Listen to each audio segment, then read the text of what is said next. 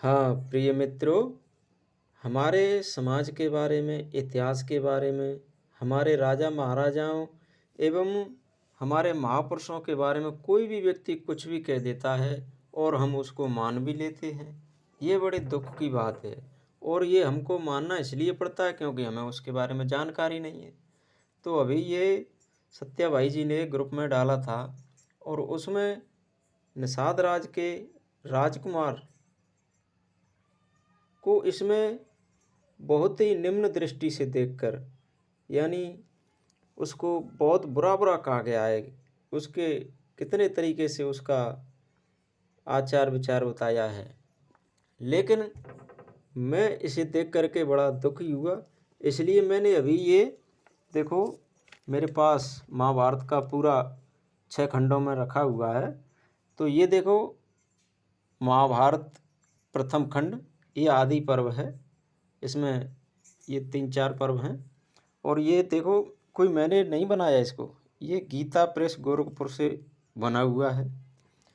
और इसको हम देखते हैं, मैं इसकी पूरी डिटेल में बता देता हूँ आपको।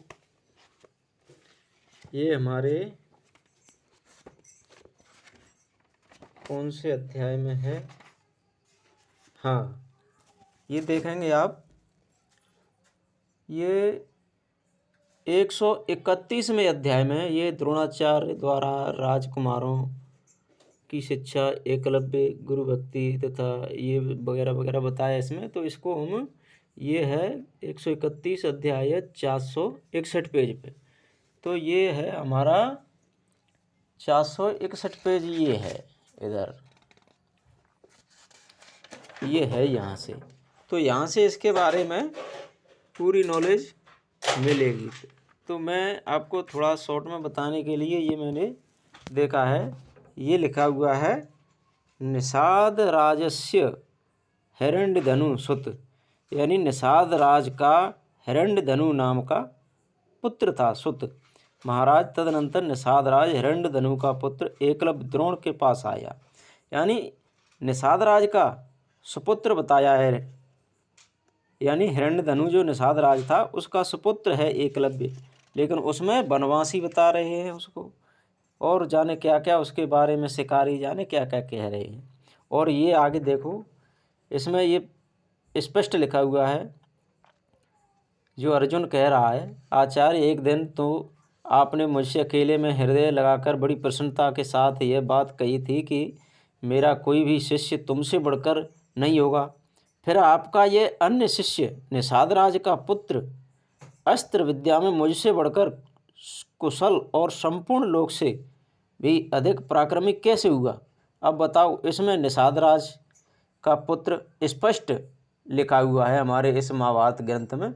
तो हम जब तक अपने ग्रंथों को नहीं पढ़ेंगे तब तक हमें लोग जाने क्या क्या कह देते हैं और उसी बात को हमें मानना पड़ता है, क्योंकि हमें जानकारी नहीं है। इसलिए मेरा सभी बंधुओं से हाथ जोड़ करके निवेदन है कि अपने समाज के इतिहास के बारे में ज़रूर पढ़ें, नहीं तो हमारे महापुरुषों को, राजा महाराजाओं को, ऋषि महर्षियों को और स्वतंत्रता सेनानियों को लोग जाने क्या क्या कह करके और उसके इतिहास को नष्ट कर देते हैं। हमारी समझ में नहीं आता है, हम लोग भी उस शब्दों से घृणा करने लग जाते हैं। तो हमें इस इतिहास की जानकारी को ज़रूर लेना चाहिए अगर हमें सम्मान के साथ जीना है और सम्मान के साथ आगे का अपना स्थिति बढ़ाना है।